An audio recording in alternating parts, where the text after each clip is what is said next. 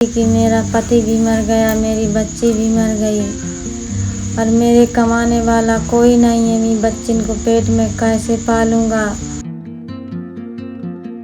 7 बजे के लगभग घर से निकली है और हम ढूंढाई किया तो हम जब ढूंढते ढूंढते हम ये रहे कि बाथरूम गई है गई वहाँ नहीं मिली। हमने 1-2 मड़ैया पूछा कि हमारी लड़की आई तो वहाँ बोला कि नहीं दीदी यहाँ। जब थोड़ी चप्पल उतरी थी तो हमारी लड़की टंगी हुई मिली थी। उसे इतना देखा कि टंगी हमारे हम होश नहीं रहा दीदी।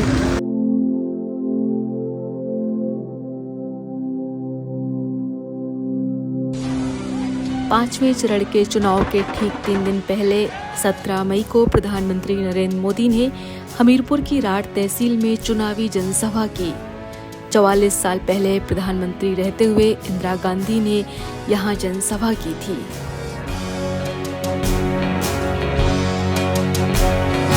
प्रधानमंत्री नरेंद्र मोदी ने अपनी सरकार की तारीफ में कहा कि एक जमाना था जब बुंदेलखंड बूंद बूंद पानी के लिए तरसता था, लेकिन आज ऐसा नहीं है। उन्होंने केन बेतवा लिंक परियोजना का जिक्र करते हुए कहा कि हमारी सरकार यहां पानी पर 40,000 करोड़ रुपए खर्च कर रही है। जब ये योजना पूरी होगी तो बुंदेलखंड के इतिहास में एक नया अध्याय शुरू होगा। मैं बुंदेलखंड के तेज विकास के लिए आपका आशीर्वाद मांगने आया हूँ। पिछली सरकारें कहती थी बुंदेलखंड तो बिहड़ है, बिहड़, वहां कौन जाएगा। मैं कहता हूं बुंदेलखंड वीरता और विकास की धरती है।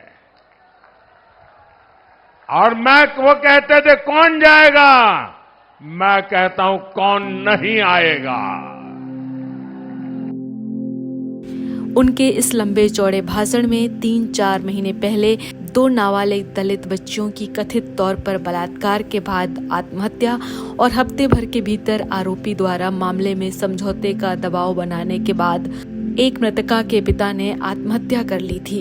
इस ज्वलंत मामले का जिक्र करना प्रधानमंत्री जी शायद भूल गए या फिर उन्होंने आधी आबादी की सुरक्षा पर बात करना जरूरी नहीं समझा।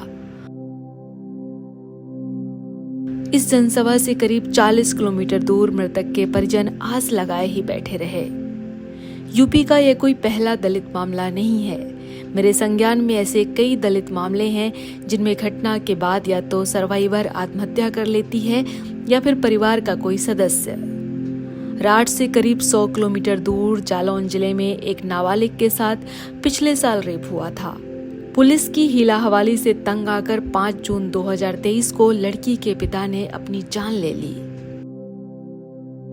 हम हमीरपुर की जिन 2 लड़कियों की कथित तौर पर बलात्कार के बाद आत्महत्या की बात कर रहे हैं, वो भी दलित परिवार से आती हैं। जिस गांव में ये रहती थी वो दलित बहुल गांव है। इस गांव में विकास के नाम पर सड़क अभी भी नहीं पहुंची है। कच्चे और उबड़-खाबड़ रास्ते से होते हुए हम इस गांव में पहुंचते हुए शाम हो गई थी। लखनऊ से करीब 250 किलोमीटर दूर ये गांव है, जहां पहुंचते हुए मुझे करीब 6 घंटे लगे। 28 फरवरी से 6 मार्च 2024 के बीच यानी 8 दिनों के अंदर इस गांव के 3 लोगों ने कथित तौर पर आत्महत्या की थी। जिले की करीब 12 लाख आबादी है। सुरक्षा के लिए कुल 14 पुलिस थाने हैं। सभी थानों में पिछले 5 वर्षों में दुष्कर्म के करीब 100 मामले दर्ज हुए हैं। आत्महत्या करने वाली दोनों दलित बच्चियां नाबालिग थीं और तीसरे उनमें से एक लड़की के पिता थे। ये दोनों चचेरी बहनें थीं। परिजनों का आरोप है कि इनकी बेटियां अपने परिजनों के साथ कानपुर नगर के खाटुमपुर तहसील के एक ईंट भट्टे पर मजदूरी करने गई थीं, जहां पर गांव से ले गए ठेकेदार रामरूप के बेटे और भांजे ने इनके साथ कथित तौर पर 27 फरवरी को बलात्कार किया और 28 फरवरी को शाम 7 बजे दोनों बच्चियों ने ईंट भट्टे से 200 मीटर की दूरी पर एक ही दुपट्टे के 2 हिस्से करके फांसी लगाकर आत्महत्या कर ली। आत्महत्या करने वाली दोनों बच्चियों की उम्र 14 और 16 साल की थी। ये दोनों लड़कियां कुछ महीने पहले पहली बार ही भट्टे पर मजदूरी करने के लिए गई थीं। दोनों ही परिवार मेहनत मजदूरी करके गुजर बसर करते हैं। जिस परिवार की 16 वर्षीय बेटी और उसके पिता ने आत्महत्या की थी, उस परिवार में अब कमाने वाला कोई नहीं बचा। मृतका की मां सरकार से अपराधियों को सजा और अपने भरण पोषण की गुजारिश कर रही हैं।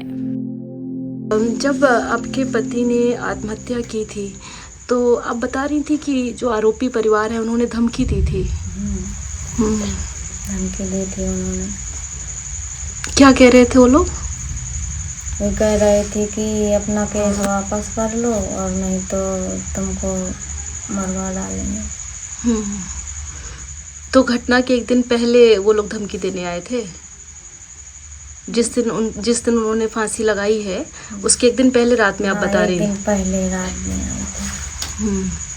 तो जब से ये घटना हुई तब से कोई कमाने नहीं जा रहा है? आपका बेटा भी वापस आ गया है? हाँ, बेटा मेरा वापस। वो भी ईंट भट्टे पे पहले काम करता था? हाँ, पापा के साथ अपने काम करता था। कि मेरा पति भी मर गया, मेरी बच्ची भी मर गई और मेरे कमाने वाला कोई नहीं है। मैं बच्चिन को पेट में कैसे पालूंगा? मैं ना कुछ मजदूरी करने लायक हूँ, ना मेरे खेती है, ना कोई सुविधा है मेरे को। क्या इस माँ की पीड़ा जिम्मेदार अधिकारियों तक पहुँच पाएगी? क्या इनके बेटी और पति के अपराधियों को सजा मिल पाएगी? इस घर से 100 मीटर की दूरी पर दूसरी 14 साल की बच्ची का घर है, जहाँ घर के आंगन में एक पुरानी खटिया पर उसकी माँ बैठी हुई थी। इस घर में भी मजदूरी करके गुजर बसर होती है। मृतक बच्ची की मां कहती है कि गरीबी की वजह से अपनी लड़कियों को पढ़ा नहीं सके और छोटी उम्र में ईंट भट्टे पर काम करने के लिए भेज दिया। हम जानते हमारी बेटी के साथ ऐसा होगा तो हम उसे कभी नहीं भेजते। तो आप लोग कितने साल से ईंट भट्टे पे काम कर रहे हैं? नहीं दीदी, भट्टे में हम बहुत साल से करते हैं। अच्छा। हम पढ़ा नहीं पाए दीदी अपने बच्चों के को। कोई 4 तक, कोई 5 तक, 6 तक, 7 तक घर पढ़ता थे, पढ़ाई नहीं कर पाए अपने बच्चों के। आपकी जो बेटी खत्म हुई वो कितने साल की थी? 14 साल की थी। तो कितने बजे वो घर से चली गई थी? वो दीदी 7 बजे के लगभग घर से निकली है और हम ढूंढाई किया। तो हम जब ढूंढते ढूंढते हम ये रही कि बाथरूम गई है। गई वहाँ नहीं मिली। हमने 1-2 मड़ैया पूछा कि हमारी लड़की आई, तो वहाँ बोला कि नहीं दीदी यहाँ नहीं आई।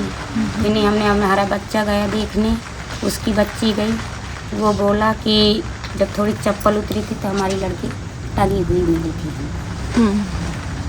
इतना देखा है कि टंगी हमारे, हम होश नहीं रहा दीदी कि हमारी लड़की टंगी है। तो हम भी नहीं अपना कुछ नहीं ध्यान दिया, हमारा भी कुछ नहीं हुआ।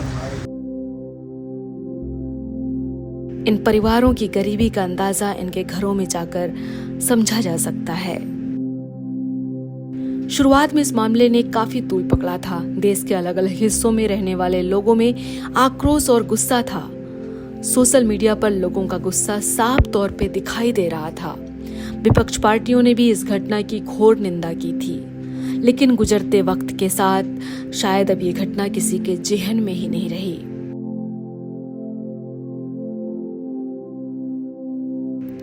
पांचवें चरण में 20 मई को यहाँ की जनता वोट डालेगी, अपना उम्मीदवार चुनेगी। पीड़ित परिवार भी मतदान करेगा, लेकिन क्या इस परिवार को या इस घटना जैसे दर्जनों परिवारों को समय से न्याय मिल पाएगा? क्या इस तरह के जघन्य अपराधों की घटनाएं उत्तर प्रदेश में कम हो पाएंगी? क्या लड़कियां अपने गांव, घर, सड़कों पर, अपने कार्यस्थल पर सुरक्षित रह पाएंगी? क्या पुलिस का रवैया दलित परिवारों के साथ कुछ बदलेगा? ऐसे कई सवालों के जवाब क्या 4 जून को सरकार बनने के बाद जनता को मिल पाएंगे?